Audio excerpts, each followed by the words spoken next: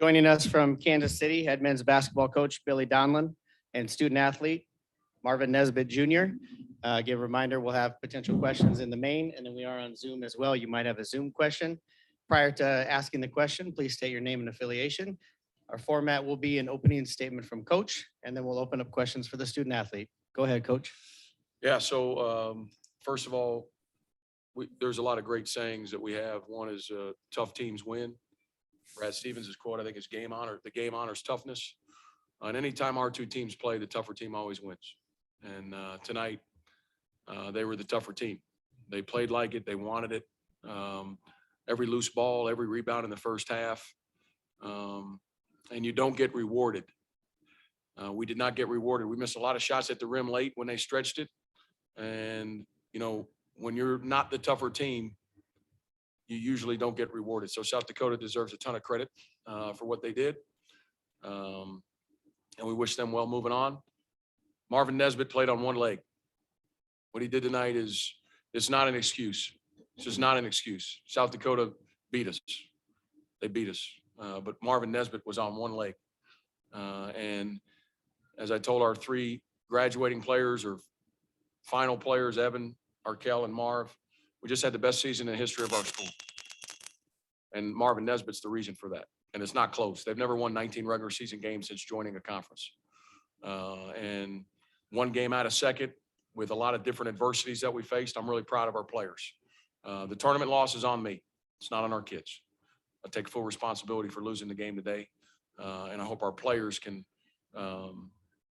celebrate and appreciate what they've done this season and taking a program that has typically been at the bottom. And now I think we're proving that we're a program to be reckoned with.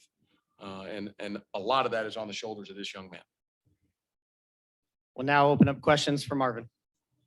This question comes from Tim Hill, the Reaching the Summit podcast via Zoom. Congrats, Marvin. Congrats on the season accolades. Your role in a year goes from a role player to a leader to one of the best players in the league. What do you say to the young guys that will step up into your shoes next year? Just keep working. Even when they doubt you, just keep working.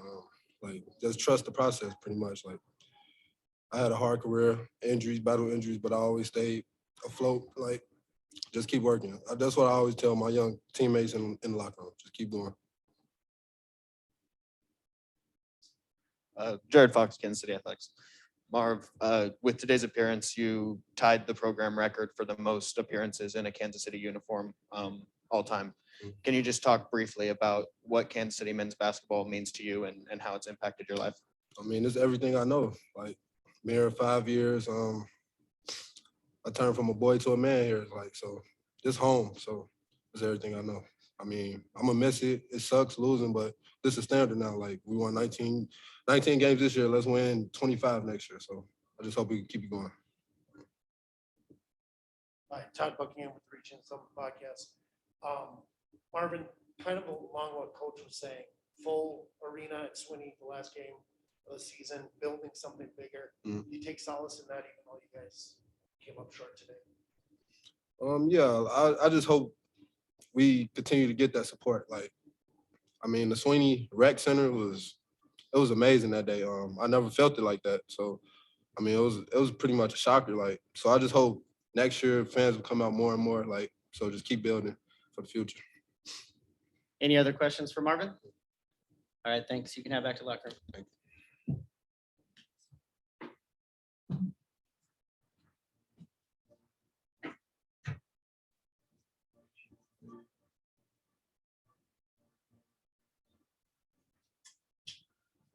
Go ahead with questions for Coach. Coach, Todd Buckingham, Reaching the Summit podcast. So 5 turnovers today. Does that feel like a recipe for success for you guys? Was it just that you got beat out on loose balls and things like that? Well, the 21 threes, about 16 of them were turnovers. The shots, I mean, bad shots are turnovers. We took some horrific threes, horrific. And, you know, as a coach, I got to make a decision in the tournament game. Do I take guys out for those shots when they've been great players all year? And I made the decision to stick with them. And, but, you know, we scored 34 points in the paint. We should have scored 50. We should have scored 50 in the paint. And We have been a good 3-point shooting team. It's helped our season. But tonight, we weren't. And those 5 turnovers is remarkable, but South Dakota is not a pressure team. And we didn't really, we took bad shots. So, I mean, again, it's more like 17 turnovers with the amount of bad 3-point shots that we took. And I thought we got the ball to good places when we ran offense and moved it. There were a lot of shots at the rim. I thought we had a lot of shots at the rim in the second half, and credit their wall ups, credit their physicality that bothered us. So when we did get a clean one, we were like surprised that we were totally open because we expected contact. And again, give South Dakota all the credit. They've done a terrific job. Our games are always usually this way. And tonight, unlike the regular season, they were the tougher team. This question comes from Tim Hill, the Reaching the Summit podcast. Coach, you talk about Marvin's toughness and leading this program to the best year in program history. How special is this group of seniors that were either new to the team or took on newer prominent roles? Yeah, I mean, there's no doubt. I mean, look, every program now, everybody's adjusting to the new landscape of college basketball. And some programs are designed and set up to have 4-year high school guys. And then some programs are going to maybe make more of a living in the portal. And you see that at the highest level. I don't want to name teams, but there's teams that have made a living on the transfer portal. And a couple of those teams are doing very well with players from our league at the highest level. And so there's going to be a lot of different ways to figure it out. And there's no doubt Evan and Arkell were significant.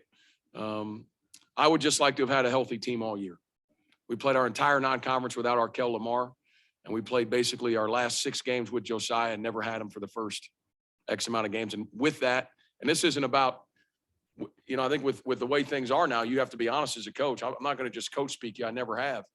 I'm pretty sure if we had Josiah the entire conference season with everybody, we wouldn't have finished in a tie. I mean, that's how I feel about our kids. But you got to play the games, credit the other people. We've got to figure out how to maintain health of our team.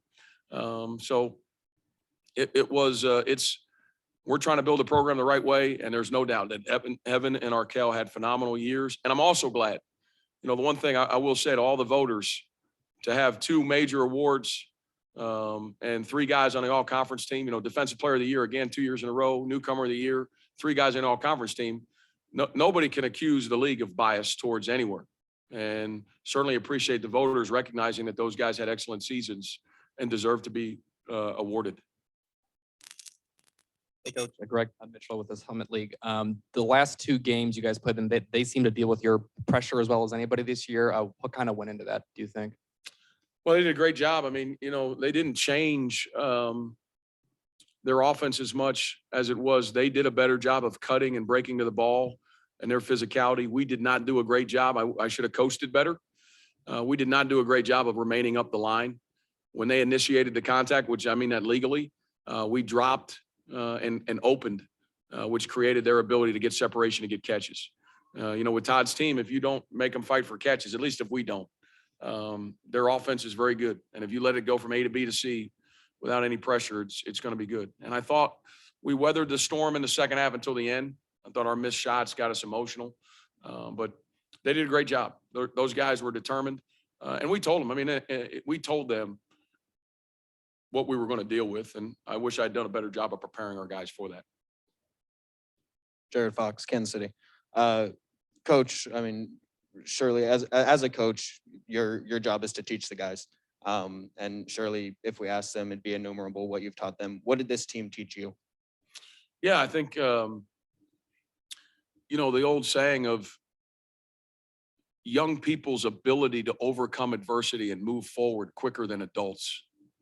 And I'm not saying our staff didn't move forward, but their ability, what Marv and Josiah and Arkell handled just physically through the course of this season is really remarkable.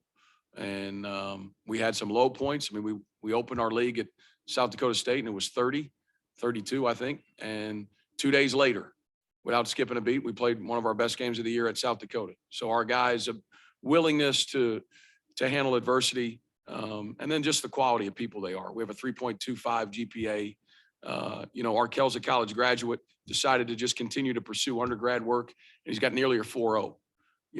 It speaks volumes to the type of person that we have and the university, all the help and support that we get. We'll do our final question from Zoom. This question comes from Zach James at the Sioux City Journal. Just how difficult is it beating the same team 3 times in a season? I've been beaten 3 times and I've beaten teams 3 times. I've been a part of teams that have beaten people 3 times, and I've been a part of teams that have got beat 3 times. So we didn't even talk about it. We talked about what you have to do to beat South Dakota.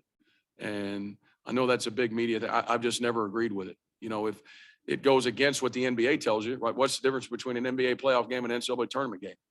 The NBA playoffs tell you in a series, the best team wins. Well, this was like a series, and we had a chance to sweep the series, and we did not. You know, you know, I've never been a big believer in that, and we didn't even talk about it. I remember one year vividly, we swept Oakland when I was a coach at Wright State. They had good players, we had good players, and we won.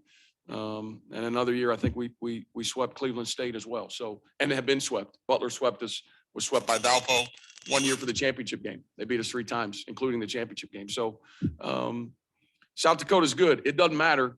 You're going to have to be ready to beat them. And tonight, unfortunately, they were more prepared and more ready than we were.